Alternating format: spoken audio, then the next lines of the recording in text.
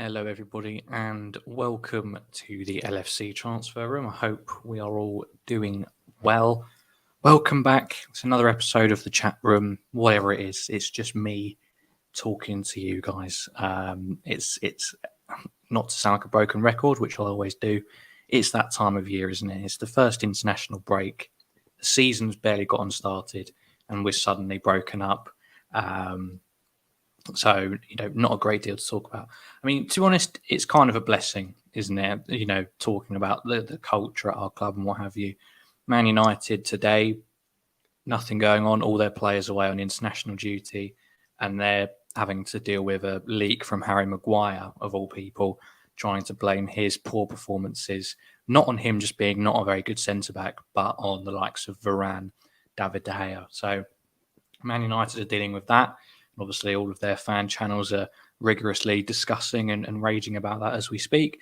And then there's little old Liverpool, just unproblematic, just stuck here with not much to talk about. But, if we had to pick between two, obviously, I'm happy we're in this position. So I think that's just a nice way to kind of think about things when, you do get bored.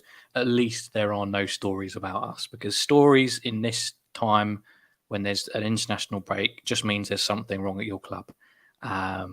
Maybe there are things wrong, and I'm sure a lot of people think that there are in terms of the ownership and transfer strategy, etc. But generally within the culture, within the team, we're doing okay. So we can take that as a positive at least. Thank you to everybody who is just joining or has already been watching. Please do like the video. It really helps us out. And if you haven't done so already, please subscribe to the channel as well. This is, again, just another chilled out chat. We do have a topic to open up with, which is Darwin Nunez. And I'm sure you've all seen, well, most of you will have seen that video circulating about his time with Uruguay. I almost put Argentina in the title of this video. And oh my God, that would have been embarrassing. No, his time at his practicing sessions with Uruguay, and he didn't make a good cross, and that's been somehow blown up out of proportion into this big deal. And even Liverpool fans are like getting on top of him for it, which just seems very bizarre, and I don't quite understand the nature of that. So we will talk about that briefly, but as always, when it's just me and you lot, if you've got any questions, any topics you want to cover, any thoughts and feelings you need to get out there into the ether, please do put them in the live chat, and we'll definitely have a conversation about it. Blakely McHelm, well, thank you to everybody who is here. Gary Richards, Blakely McHelm, Darwin, Cal, You Never Walk Alone, Jen as well, Philip Bidwell, and anybody else who is watching as well. Blakely says, listen here, guys, Darwin does all the things right, positioning, everything. It's just that he's too minded at times to just hit the goal. Man needs to be more greedy. He is a striker after all. I think we kind of knew that when we were getting him. I think a lot of people have been surprised to see him, assume wide positions a lot in games. And whilst it's frustrating, because we feel like he's obviously this vocal point, which I do believe that's what he's there to be, this out-and-out number 9. When we were discussing him, when the link was first made, when we signed him, when he played against us and did well, and then everybody had a look at Darwin Nunez and what he could offer. We all knew that he drifted, that he liked to drift out wide, but particularly to that left-hand side. So, as I said, it can't come as much of a surprise to us. And it won't come as a surprise to the likes of Jurgen Klopp, the coaching team and the recruitment team. Like this will have been, hopefully, that would have been well vetted. So you've got to think that there is a process in place to utilize that somehow, whether it's, I don't know, it's Diaz starting to cut in more, which I think we see sometimes, cutting in more, being able to interplay with Nunez, Salah becoming the striker whilst we've got this overload on the left. I don't know. I think it's very early days, isn't it? And that's what will disappoint a lot of people, is that we clearly are going through a change, but it's gotten to the point, because of these changes and because of a lack of personnel, we're seeing it become a slower transition, a more pronounced transition than we would have liked, which I think is fair. Like, this season didn't have to be a transitional one, which is what it's almost being now turned into. Like, oh, this is this season we're bedding in our new striker. We're going to change the system slightly. We'll get there eventually, etc., etc. Jen says all players can be criticised. After all, we have had the same front three for years, and people often said they were bad and criticised them. We need to back our players and stuff everybody else. And Oluwu, good evening. Hope you're doing well. Greenland says Nunez is a glorified Timo Werner. I mean, to say someone's a glorified something means that they are, but just to a greater extent. I'd love to know to what extent you think Nunez and Werner are similar players, because I feel like they're very, very different in obviously their build and their approach, but interesting. Starwin is coming, says Jen. And Philip says agreed. Time will tell what kind of asset Darwin will be. Well, that's just what we seemingly don't have at the moment, isn't it? Which is time. Darwin says Darwin has not even really had a chance to get proper starting experience. He hasn't played 90 minutes for us yet, I don't believe. He made one bad decision to get a red card, but you can still see his brilliance and what an asset he is going to be.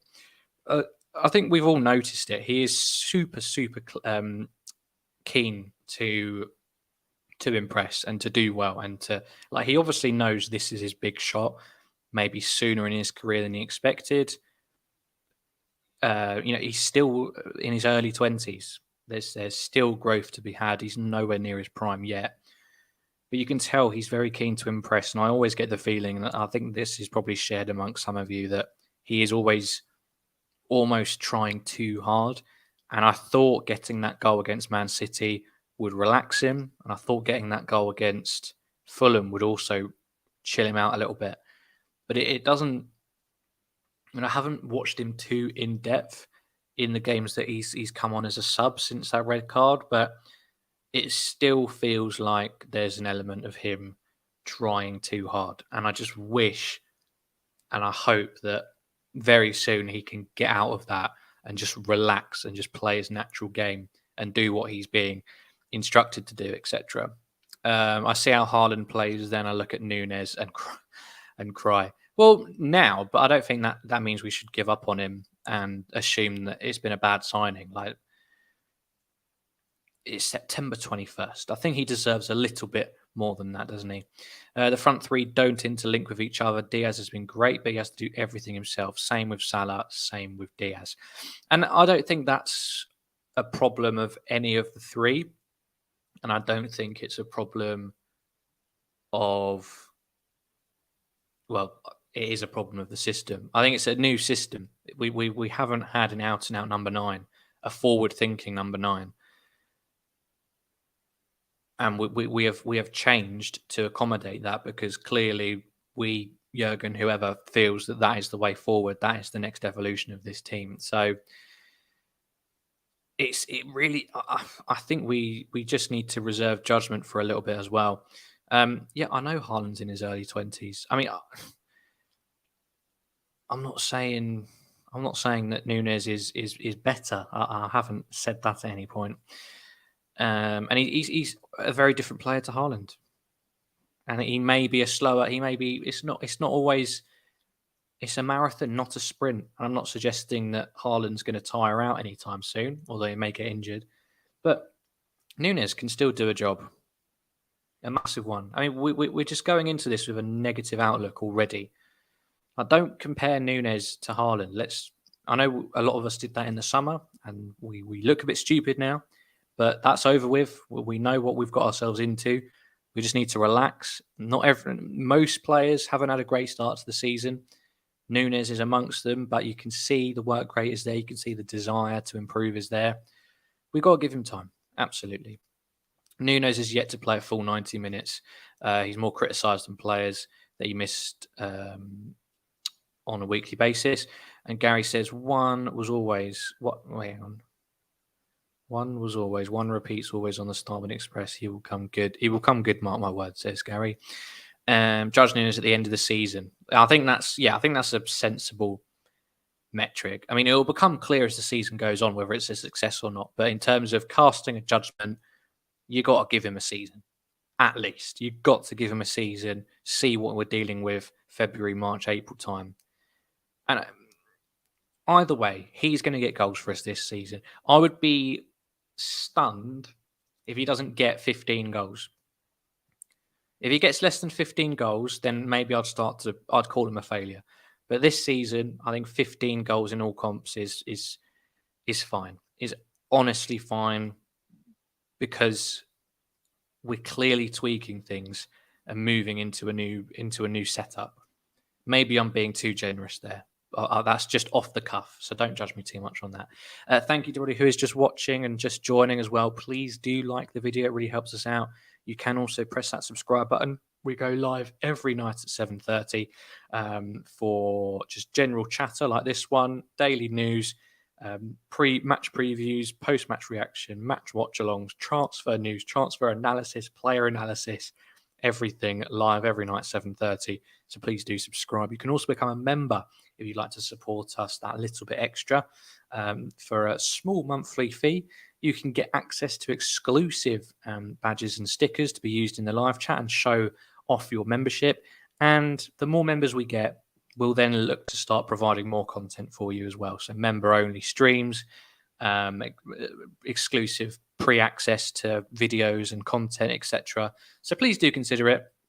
If it's a problem of the fee, let us know if you feel like it's too expensive. I understand, obviously, not everybody's in that position, but I would like to make it more accessible to everybody. I think sometimes $3.99 is a bit steeper than what people might think. But anyway, this ain't about that. It's never going to be the same front three. You cannot replace what we had, and we had to change it up. We need to back our players and keep the faith, says Jen. And Volkswagen says we should have signed that lanky guy who joined Newcastle. Better player and costs less.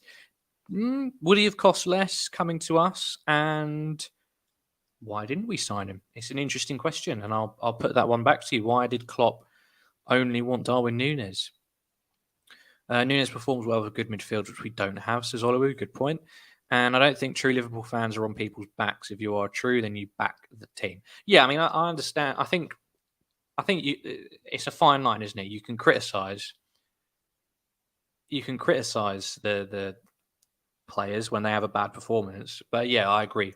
Getting on the backs of people and making it kind of an agenda, judging them quickly, and judging players because of what you think about other things is unfair. Just judge them on their performance on the day and go from there. Zaidi, thank you for getting involved. Says, I believe Nunez is being judged too quickly as well. And from what I have seen, I don't believe he is playing selfishly. No, I don't think selfishness has ever been the problem. I think service, confidence, and a rhythm. As we said, we're in the back end of September, and he hasn't played 90 minutes for us yet. He's either come on as a sub or been taken off or not been available, which is annoying.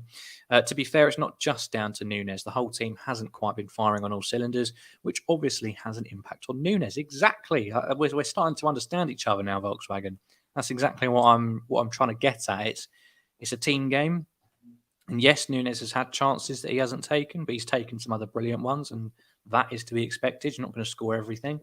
But if we're talking about disappointments, he has not been the only disappointment. He's been nowhere near the worst disappointment. There's been players who have been terrible, especially compared to Nunez. I think Nunez has come out of this, apart from the red card, looking okay. I think his record's pretty clean, and it's just this incessant hounding from the outside. People like sifting through training ground footage, outside fans, getting an LFC TV membership to watch our pre-season games and just micro-analysing every single thing he does.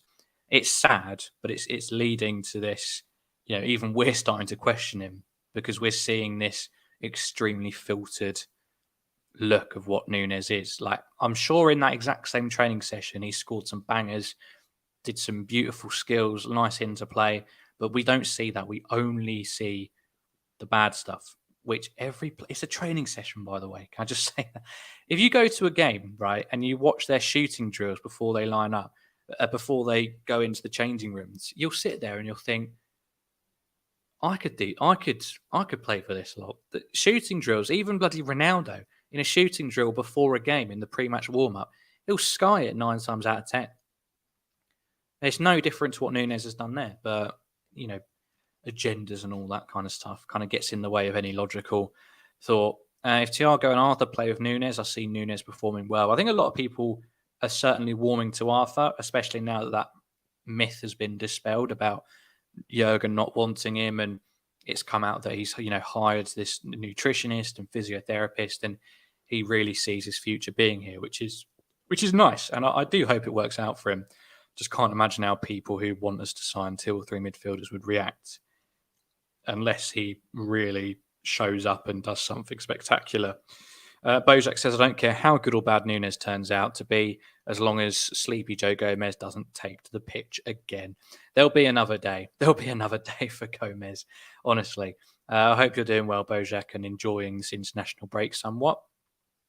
And Jen says we need to get better midfielders, then we can provide the passing and create chances for the front 3.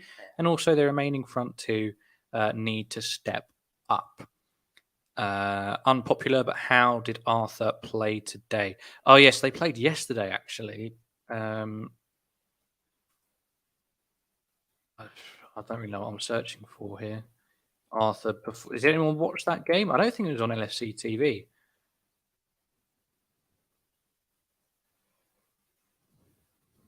Was it the under-23s or something? Arthur, first team trio, Arthur, Carvalho. No, that's from the other day, isn't it? Oh, that was Leicester.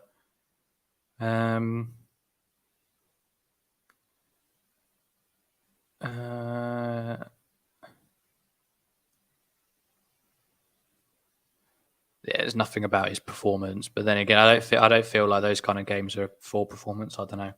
Arthur did okay. Oh, there we go. Arthur did okay, but he's basically Joe Allen Mark II. I've always said we miss Joe Allen. I loved Joe Allen, the Welsh Xavi. I wish we'd found a way to make it work. Mudge says Diaz, though, his play inside and outside the opposition's final third is lacking, I think. He rarely passes to anyone else there and tries to cut in way too much instead of effectively passing to someone else. I think that's a fair criticism. I mean, we could have a look at that now as well. We haven't got anything else to do, have we? We go to everyone's favourite site, FB Ref, and we can have a look at sort of the number of passes that he makes versus the number of runs, etc., etc. Luis Diaz. And then if we get a full scouting report. So, I mean, is it per 90 in the last 365 days? He's in the 93rd percentile for shots, 3.26 shots per 90, 1.27 of those on target per 90, and that's the 92nd percentile, so that's decent, isn't it? Let's look at passing. Passing completed, 32 per 90, 64th percentile. I mean, it's going to be low because he's obviously a winger anyway. But passes completed over a medium distance, percentage-wise, 86%, 91st percentile. And long, he's in the 99th percentile with an 86% completion rate. But not many short passes. Who's this compared to? Versus attacking, versus wingers. So, I think you have actually hit the nail on the head, sorry. And his passing in and around the box is maybe not as high as it should be, because we know the kind of positions that he gets himself into, and he just isn't doing enough to get his head up and find those balls. But I mean, look at this. Per 90 touches in the attacking penalty area, per 90, 7.89. That's the 97th percentile. I mean, it won't go this far back, but I remember Luis Suarez was always like the number one for touches in the fight in the penalty box. And I'd love to know how close Diaz is to that. I mean, the 97th percentile is high. Very, very high. Interesting. I probably just missed out on a lot of chats. Please do like the video, by the way, and please do subscribe to the channel as well. I'm going to, if you've just commented, I will get to it eventually. I've just fallen behind slightly, so I'll keep going from where I am. Bojack says, Arthur Mello, tidy, keeps the ball, keeps it ticking over, but 99% of his passes are sideways or short. Might be lacking match fitness, but I can't see him getting about the pitch or playing killer passes. Well, maybe that's not what we need him to do. Maybe that's not what we need him to do. I think we've got Thiago when he's fit. We've got players who can play progressive passes. Look, Thiago can hit sweet balls over the top like nobody else can. But that's not the only type of progressive pass. Harvey Elliott can be progressive. Curtis Jones can be progressive. Look, I know some of you are going to disagree, but just bear with me. Naby Keita, when he's fit, can be progressive. I don't think that's necessarily our problem. I think, to an extent, and it's well known, we never replaced Wijnaldum. What Wijnaldum offered us, even though he was accused of ghosting, and I was one of those people who wasn't always on the Wijnaldum train because he rarely chimed in with anything meaningful, i.e. you didn't see him scoring worldies, you didn't see him getting an assist, etc. But really, in hindsight, you take a look back at what he did. He was not only an engine, he was not only a constant source of stability and constance because he was always fit, always available. He was so good at just being that other defensive-minded midfielder and just helping out with Fabinho, helping out with the CDM and breaking up play, cutting off passing lanes, not even tackling, but forcing players back because he cut off their only forward option or their best forward pass. So that gives our lot time to get back. That gives Trent and Robertson time to get back in position so that we're not caught down the wing every single time we lose the ball. I don't know if Arthur's the answer to that again. Maybe you're right. And he doesn't seem like the most getting about the pitch and the most mobile player. But if he's got some sort of knack about him, even if he is that safe passer, I don't think that's a massive problem. I don't think that's a massive problem.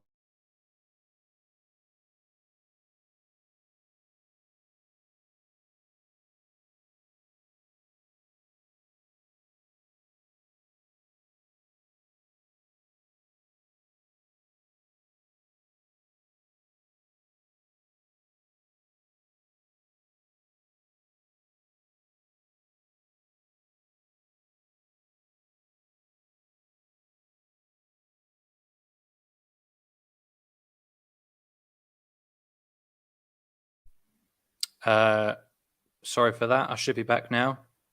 Let me know if I am. Should be all good. I think I am. Please do like and subscribe, and that will stop happening. All good. Where was I? Yeah, Arthur Mello. Not even 90% of our own fans believe in Nunez. I think 90% is a bit high, but there is a large minority who are getting on his back for some reason. But I don't know. It's just a bit annoying, isn't it? How dare you? How dare you shout yourself out on this channel? Disgusting. You should know you never do that. You're not going to get anywhere. You're not going to make any friends in this industry. Milnerson are both holding Nunez back. Well, hopefully for the rest of this season, we don't see much of Milner and we see a bit less of Henderson. Elliott has no future at centre mid as he can't defend, track back, or cover space. Opponents run past him like a traffic cone. Harvey Elliott, we can talk about him for a bit. Harvey Elliott is interesting because he has such a high ceiling, but for the life of me, I don't know where because he is not a winger. Harvey Elliott cannot run the wing for Liverpool Football Club. In the Championship, fantastic, brilliant for Blackburn. But in the Premier League, in the Champions League, at an elite level, he hasn't got the basic attributes, I don't think, to be a winger. Look, he hasn't started. He's been one of our best players, but he hasn't started fantastically. But in terms of this whole not being able to defend and maybe not fitting that right-sided eight, this wasn't a problem at the start of last season when he played, 3 or 4 games in succession. He was like almost man of the match every single time. He did every aspect of his job fantastically. And he just feels like it's not been the same. But he's playing in the exact same position in, unfortunately, the exact same team almost. So I think that's an interesting discussion to be had as well. And I'd like to know your guys' thoughts on that. Where does Elliott play? And why is it not working out for him at centre mid? When last season, at the start of the season, he was doing well. He played against Chelsea in that centre mid position. And he was fantastic then as well. So I'm not really sure. Cedric Lopez, hope you are doing well. And everybody else who's watching, please do like and subscribe. All of the players need to get back to some kind of rhythm. Yep, and hopefully this next batch of games after the internationals, we can do just that. And as I said, we need to win our next 10 games, I think, because that covers the Prem, Champions League, and the Carabao Cup. We'll be playing fixtures in all 3 of those competitions in the next 10. We need to win all 10. I will accept very little less. My patience is running out. Sorry about the glitch earlier. Apologies. I should all be back now. Bajcetic playing as a left centre mid and Thiago as a right centre mid makes sense. I haven't heard many suggestions of this. The left centre mid role almost seems tailor-made for Thiago. And I think Thiago suits. He's more of a deep lying playmaker. I don't know if he'd be I don't know if he'd be suited to being closer to the action and that more advanced to number 8. I don't know if that would suit him or not. Nunez will be good in time and never walk alone. Thank you, Mo Salama. Oh, I'm always so careful before saying names now because people always put weird things. Charles Foreman, I hope you're doing well, says we have had very little in the way of midfield. I would rather judge Nunez when the midfield has been sorted. He will be scoring then for sure. Yeah, I think that's another perfectly reasonable thing. I mean, look, regardless of whatever it is that's causing Nunez to be below par, whatever that is, it's time as well, honestly,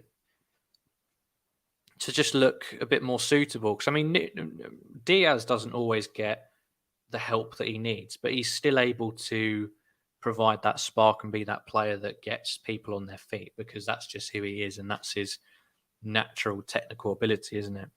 And with him, he didn't need to warm up to that. But Nunez will get there. Nunez will get to a point where no matter who's playing behind him, he'll still look like he's a constant threat, look like he's a danger. I think what most people probably see is that actually, if you look back at his games, he has had chances. He just hasn't always looked comfortable taking them, and he's missed a few relatively decent chances as well. Torres had a slow start and netted 33 goals. There we go, Gary. 33 goal season confirmed. And Philip Bidwell says it's not working out this season because Trent's being lazy and expecting him to be more of a right back than a centre mid. I'm sure that's going to be addressed. I'm sure that will be at the top of Klopp and the coaching staff's thinking. It's obviously something that needs to be worked on somehow, whether that's sticking with what you're doing currently, but just improving on it, giving Trent a kick up the bum. I don't know. I mean, Calvin Ramsey should be back after this international break, I believe, which is mental. He's turning into a bit of a Ben Davis. I didn't know he existed, really. It's going to be like having a new signing in October, which is mad, isn't it? October's the key month for us. We haven't really got going midfield. We need a rejig. How many midfielders do you think we would need next summer? I almost don't want to answer that. I think most people have come to the conclusion that we need 2 or 3. 2 or 3 signings would do us well. I mean, look, with the cards we've been dealt, the ideal thing would be Arthur Melo plays fantastically well, overcomes his injury problems, plays this whole season pretty much from now till the end without picking up anything, does fantastic, impresses everyone, And we sign him for, I think it was like, 36 million, which is nothing for a midfielder these days. And then we go all out and get Bellingham. And that's not necessarily because I think Bellingham is the one that will suddenly make us an unbelievable team again. But that's clearly the one that Klopp wants to wait for. That's clearly what we, at least, are leaking to the press that we're gearing up towards. So it can't just be Bellingham. Bellingham on his own doesn't fix much. He's one player. One player doesn't reinvent our midfield. So we need at least two. So for me, if Arthur can prove himself, sign him up, fantastic. We know him. He's had that season to bed in, and we've got him fresh, knowing he's ours next year and onwards. Fantastic. And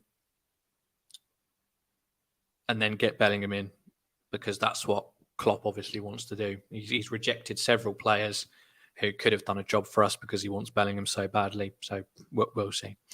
Jota's improvement in terms of link-up play may hinder Nunez for a while. Well, I think if we're going to see the best of Nunez, he needs to just be given a run out. He needs to just be given time. I don't think, and it doesn't have to be right now, but when we decide to bring him in, we've got to stick with him for a bit, even if that means benching Jota, unless Jota's doing unbelievably well and you can't get rid of him. When we decide to really put Nunez in that team, you've got to just give him 5 games, no matter what, just 5 games, pick him week in, week out, play him the full 90 if he can manage it, and see how he does then. Let him build that rhythm. Ernie Coppite, hope you're doing well, says Yuri Tielemans is a decent player. We should be after him. He plays for an English rival, probably going to go to Arsenal or United. And I think there's just better options. Lamar, he's a pressing machine. Not much else. Not much else. I think that's what's been said about him a lot. And we need more. We need more. We've had pressing machines in this team for a while. And we need to be moving away, not away from that, but we need to be adding more quality to this team. Charles Foreman says Arthur is very injury prone for me. I think we should have never got him. Well, he's had some big ones. He's had some big, nasty injuries. And I think you can always turn it around. I think you can always put that behind you. It is mainly luck, don't get me wrong. I'm not claiming to be an expert, but you got to believe that maybe in this environment with this team around him, maybe he'll turn a new leaf and be fine. I don't know. Decent player is good enough for the squad, says Annie. Yeah, for a squad option, but I don't think we should be going into the market to sign squad options. I know we've done that with Arthur out of desperation, but Nunez wasn't signed as a squad option. He was bought to improve the team. Luis Diaz was bought to improve the team. You create a squad by buying players and having a youth academy, etc. But I don't think you purposefully go after squad players in your team. Like the way you would on FIFA or the way you would on Football Manager, because you want to fill slots. You want to have a backup centre mid or whatever. We need to be signing people who are going to be in and around and breaking into the first team and want to become first team regulars. That is then delicately balanced against the size of your squad, the personalities within your squad, and how much game time you can realistically give everyone. That's the tricky bit, and that's the scenario that we face. Give Nunez 10 games, says Gary. And Oluwu says Douglas Luiz, Nunez from Wolves, and Cancedo should replace Ox, Milner, and Keita. Crick D says, mate, I just tweeted about Nunez criticism. Redmond doing a video on it and all. They should be ashamed of themselves jumping on the critical bandwagon so they get views and traffic on their pages. Oh no! What have Redmond? Have Redmond actually jumped on it, supporting it? That's a bit weird. I mean, to be fair, and this is probably bad of me, but I feel like a lot of people don't like. I'm not really in with all of the different creators. I know you've got people who like and dislike everything, but I get the feeling a lot of people dislike Redmond. I don't know. But I don't know who it is. Nunez criticism, Redmond. So have they? So they're criticising Nunez as well, are they? The impression I get about Redmond from just what I've seen is that they're very staunch Henderson fans by the sounds of it. I don't know. They're very protective of Henderson, and a lot of people don't like that, and they criticise other players. I don't know. Redmond have been getting heavy criticism on Twitter mostly. Interesting. I see Lamar as being very similar to peak Henderson. So and this is not an attack. This is a genuine question. Is that what you expect? You expect a continuation of the squad, or an updating? So you want to see us signing players who were what we had back in the day, if that makes sense. So like you said, a prime Henderson, the pressing monster, the athleticism up and down the pitch all day, every day for a season. Signing a replacement for Wijnaldum, which I think needs to happen either way. So you want to see a continuation of that that engine midfield that we had. Or what most people feel we need is an upgrade to that, a changing of the guards, a different, a more quality midfield who can control games. You know, I think Klopp dropped the whole heavy metal football mantra a while ago. Yes, we rely on intensity a lot, but I think he wants to be more in control of games now. He doesn't want to be in that heavy metal environment. He's older as well, bless him. So he wants to look after his heart a bit more, and we haven't done a good job in helping him with that at all. Daniel, hope you're doing well. Yes, thank you. It's a very nice hoodie, isn't it? Reasonably priced as well. Not. That midfield was a nightmare for opposition. And who saw the criticism of the 15-year-old that Arsenal debuted? I think that I don't really get. I don't understand. It was Jason Cundy on TalkSport talking about it. And someone made a video in response to it, which I thought nailed it on the head. They were like, well, you can't criticise Arteta at the minute. You can't criticise Xhaka because he's playing well. You can't criticise the board. You can't criticise the fans. So, like, how desperate are you? Why are you now going after Arteta's ego when Arteta's got them to a very good point in their journey? It must be said. Like, hats off to him. He's actually done a very good job. It's just very weird to criticise him for stuff like that.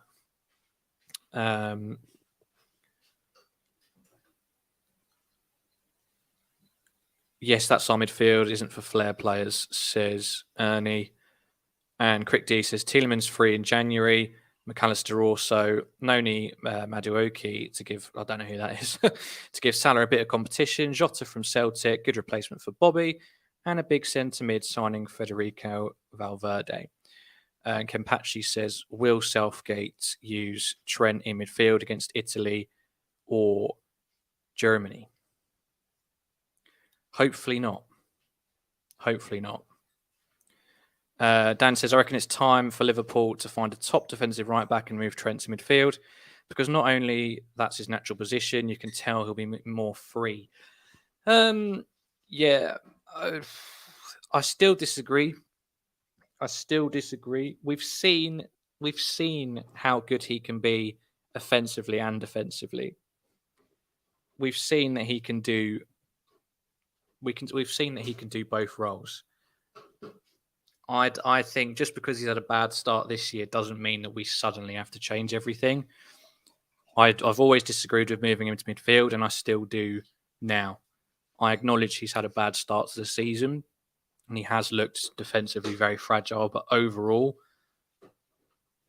it's just about finding a way to get it to work. And whether that's an actual tactical tweak or finding that midfield partner to look after him, or, just kicking his ass into gear, I don't know. But hey, I'm back. That is something that needs addressing, absolutely. I just don't think the answer is to move that into midfield. On his side of the pitch, when he's playing at right back, he's got 180 degrees of the pitch to worry about.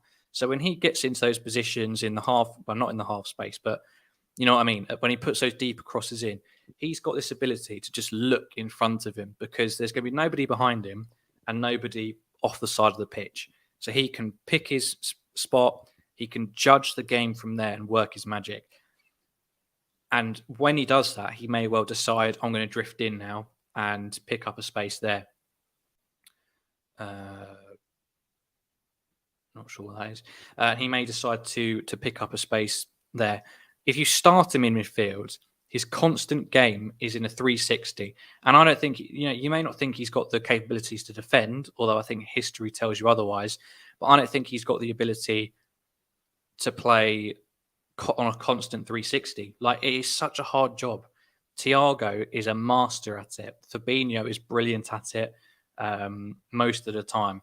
Henderson's done all right out of it.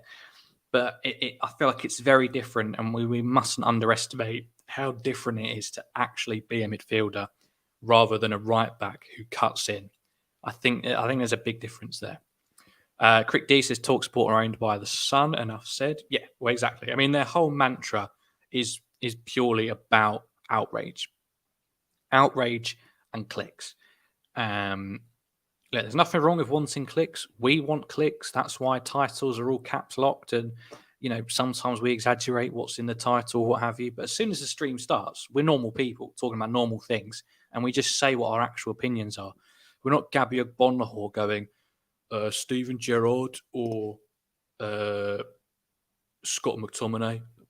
Oh, that's a good question. I think I'm going for Scott McTominay because he's got a lot of passion and runs about a lot.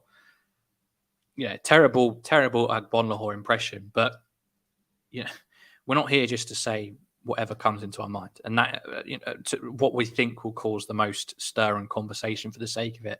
It's the same reason Piers Morgan's employed on ITV. It's the same reason bloody Tommy Robinson got an audience on so many legitimate websites, etc. Because they say things that cause outrage. And that's exactly what the Sun does, and that's what TalkSport does. So that's enough on there anyway.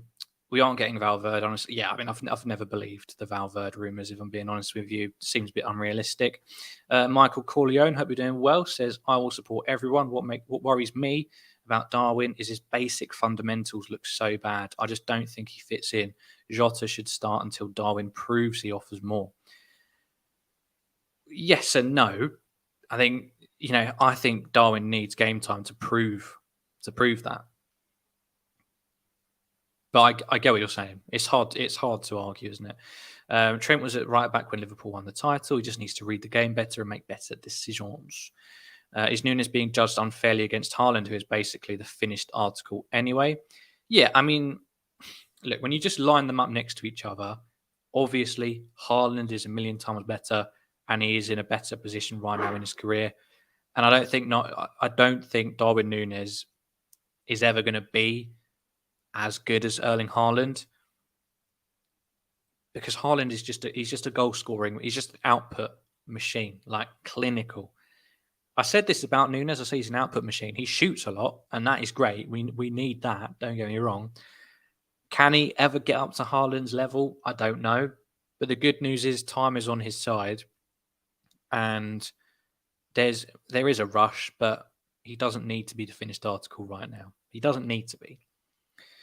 Anissa, good to see you, says, I'm a bit disappointed at how some in our fan base have talked about Nunez.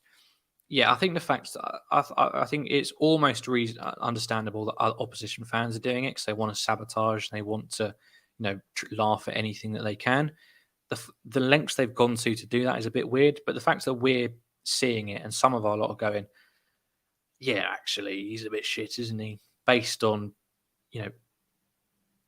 not doctored, but heavily edited, cut down clips of only his mistakes in training sessions, which I guarantee you, Messi makes mistakes in training sessions, Mbappe misses sitters in training sessions, Haaland overhits his passes in training sessions.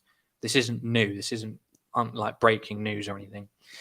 The reason why most starters don't perform is because they don't have competition in their positions. For example, Virgil, Salah, and Trent. But they haven't. I don't think I'd give our team. I'd give our team more credit.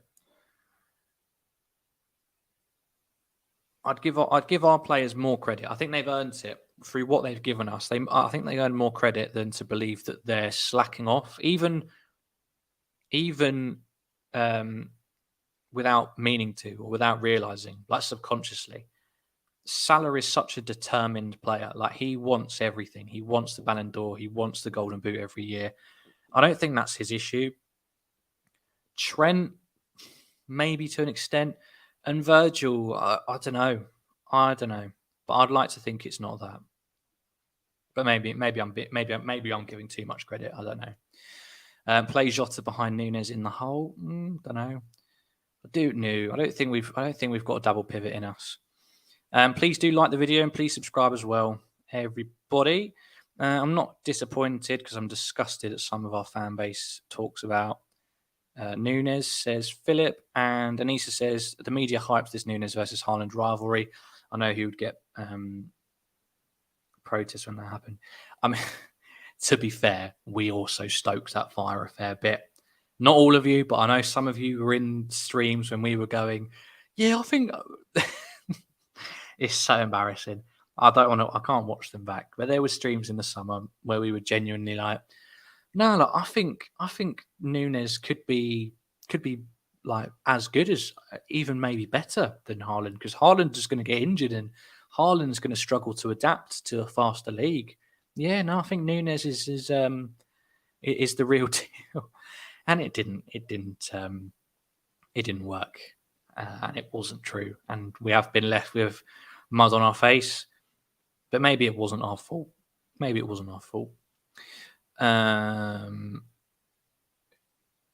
Darwin isn't a false 9. He is a 9. If Salah and Diaz don't feed into him, he won't be effective at all. No, agree with that 100%. Anyway, just found your channel. Keep up the good work. Thank you, Michael. Thank you very much. We do go live every single night, pretty much at 7:30. We cover games. We've got the Legends game on Saturday, actually. We're doing a live watch along with James for that, so do stick around for that as well. Please do like and subscribe, as I just said. I think if Nunez played the 3 games he was banned for, he'd be a lot closer to being the player we brought. Yeah. I think that's a based take. is what you'd call that, isn't it? Absolutely. The media hype Nunez versus Haaland rivalry. Yes, I know they're similar in age and are both actual 9s, but he's just had his breakout season. Can't compare them. Yeah, exactly. If you upload regularly, your channel will grow 10 times faster. Yeah, we do. We post every night at 7:30. But this isn't paid. This is just people who like the club posting. We've all got jobs. We've got 9 to 5s. We've got weekend work. We've got, not me, but we've got families. We've got children.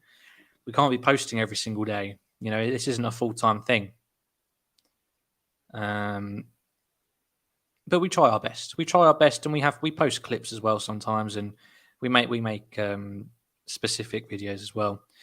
When everyone is fit, where does Carvalho start? On the bench at the minute. I think it's a fairly easy one. And shout out to our Liverpool women for smashing Chelsea ladies. Absolutely. I think we'll leave it there. We'll call it a day on this one. Been a good stream once again. 3 in a row. It's a hat trick. Thank you very much for watching, everybody. It's been a pleasure. We'll be back again tomorrow, of course, 7:30. So if you haven't done so already, like this video because I know you'll forget. Subscribe to the channel as well. And we will see you on tomorrow's stream as well, or whenever you can make it. Michael says, I think Nunez will look way better versus the bigger teams because he'll get more space on phases of counter-attacks because they'll play more open. Unfair for him that sadly teams come to ultra defend.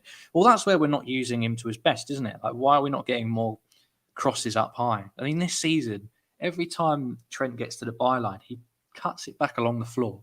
And, you just need someone to run onto it and score. Like, it is a more conservative way of crossing and still producing results. But we've got Nunez in the box. We need to get some balls up in the air for him, don't we? We need to let him compete.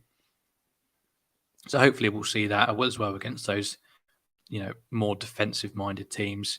Nunez will start his goal-scoring form against Arsenal, says Oliver. Well, fingers crossed, we'll come back to it. Thank you very much for watching, everybody.